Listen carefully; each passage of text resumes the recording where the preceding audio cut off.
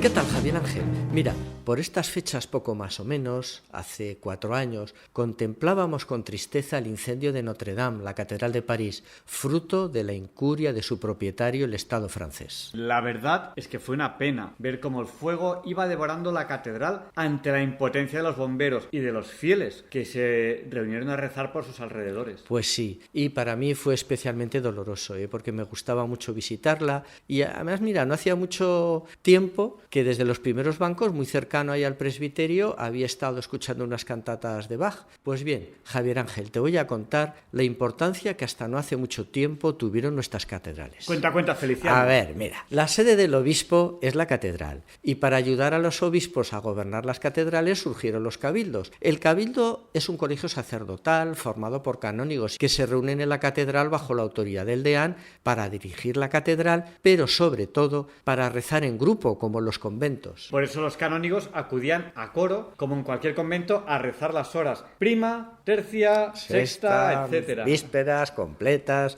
Sí, mira, los canónigos rezaban en comunidad en el coro como los monjes, pero con la diferencia de que al terminar cada uno se iba a su casa a merendar chocolate con picatostes, que no sé por qué, Javier Ángel, pero siempre ha sido una merienda muy de canónigo. Los cabildos llegaron a ser importantes núcleos de poder y riqueza que provenían sobre todo de las rentas de las tierras e inmuebles que los fieles les donaban al fallecer. Una catedral era un fenómeno urbano y hasta casi la mitad del siglo XX el cabildo ha dominado la vida religiosa, política y social de su ciudad. Para conocer mejor este ambiente recomiendo la lectura de 2 novelas, La Regenta de Clarín y La Catedral de Blasco Ibáñez. Hoy en día se sigue llamando una canonjía a un puesto que supone mucho poder, mucho sueldo y poco trabajo. Otra función muy importante de los cabildos a lo largo de los siglos fue la limosna. El canónigo que ostentaba el puesto de limosnero se encargaba del reparto de la limosna y sobre todo de alimentos en las grandes hambrunas que han asolado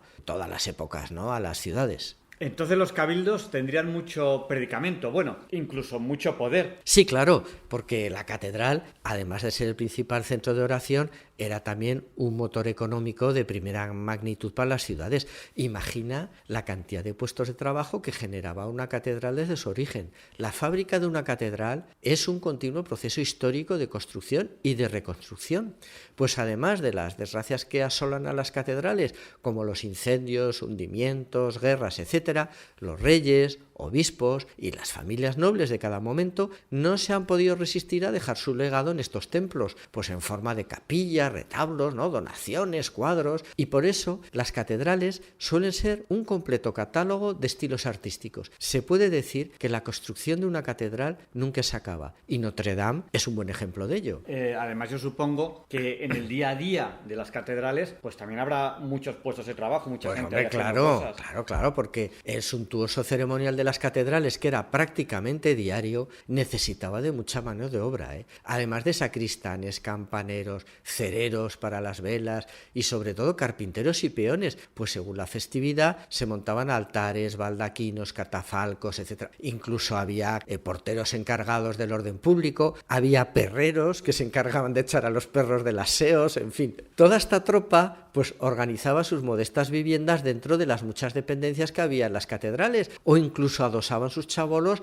a los recovecos de sus fachadas, tejados, llegando en muchos casos a desdibujar la propia fisonomía de los templos. Esta situación ya la había observado Felipe II y por eso, cuando construyó el Escorial, para impedir este fenómeno semichabolista, creó una magnífica lonja alrededor del monasterio. También habría, supongo, muchos músicos en estas catedrales, porque hay que hacer mucha música. Hombre, claro, la música era, fíjate, la parte esencial del ceremonial, ¿no? Los canónigos acudían diariamente a las magníficas sillerías de los coros a cantar en gregoriano los rezos de las horas, el canto gregoriano de los canónigos, sus paseillos del coro a la sacristía revestidos con ostentosos ropajes rojos, sus ampulosas pecheras de cabritilla blanca, sus rimbombantes capas, todo ello envuelto en un penetrante olor a incienso. Era un espectáculo sublime y trascendente que yo he llegado a conocer. Me contaba Pepín Bello que a Luis Buñuel le fascinaba y que en ocasiones asistían a coro al Aseo de Zaragoza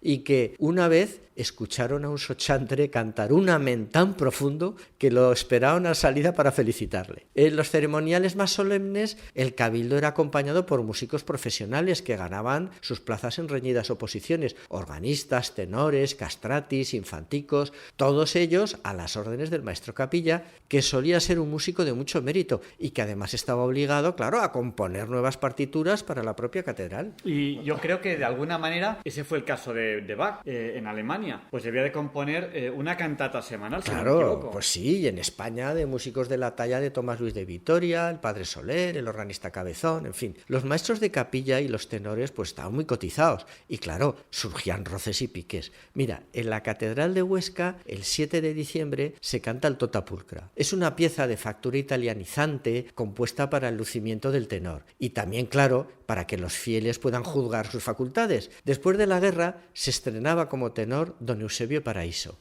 Imagínate la expectación que había entre el público. Pero lo que no sabían los feligreses es que durante la oposición habían saltado chispas entre Mosén Paraíso y el organista titular. Así que este último había jurado venganza. Pues entonces el Tota Pulcra, imagínate toda la catedral, todo Huesca allí, todo el ceremonial. En el Tota Pulcra, como en todas las áreas, pues hay un calderón, ¿no?, donde se para la orquesta y el tenor pues aprovecha para lucirse con un prolongado agudo, ¿no? Bueno, pues entonces al llegar al calderón, la orquesta se para y Mosén Paraíso pues se canta, ¿no? Ahí, oh Marí, prolonga ahí su agudo, ¿no? Ahí estaba la gracia, ¿no? Marí. Pero el organista, con muy mala leche, no paró y siguió aguantándole la nota. ¡Qué malvado el organista! Claro, si Mosén Paraíso se callaba antes que el órgano, quedaría mal ante el público. Claro, efectivamente, porque claro, por mucho que él aguantara el agudo, si la música no paraba, ¿no?, si el órgano seguía, pues parecería que no tenía potencia, que era un tenor flojito. Entonces el organista seguía y seguía,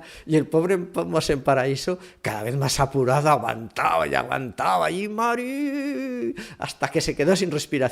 Y entonces lanzó una mirada asesina al organista y le gritó muy destemplado: ¡Calla, mamarracho! Y ya se cayó y ya arrancó toda la orquesta y el coro con toda naturalidad: Virgo prudentísima, y así el Tota Pulcra. Jolín, ¿cómo se las gastaban en esta catedral de Huesca? Las catedrales también eran un centro de arte y cultura. Los archivos de nuestras catedrales y colegiatas están repletos de preciosas partituras de música que forman parte de nuestro patrimonio cultural y que no se debería perder. Desde luego. Y a partir del Concilio Vaticano, todo ese antiguo ceremonial pues ha variado mucho, ¿no?, dentro de la Iglesia Católica. Pues sí, incluso ha generado pues alguna cierta controversia, ¿no? Pero claro, es que también hay que reconocer que los tiempos han cambiado y han cambiado para todo. Hoy en día nuestras catedrales pues ya no gozan de la preponderancia social de antaño, son cascarones vacíos, exentos de vida y espiritualidad, museos para turistas en los que se cobra la entrada, fruto del síndrome Disneylandia que asola a todas las ciudades europeas. A Benedicto XVI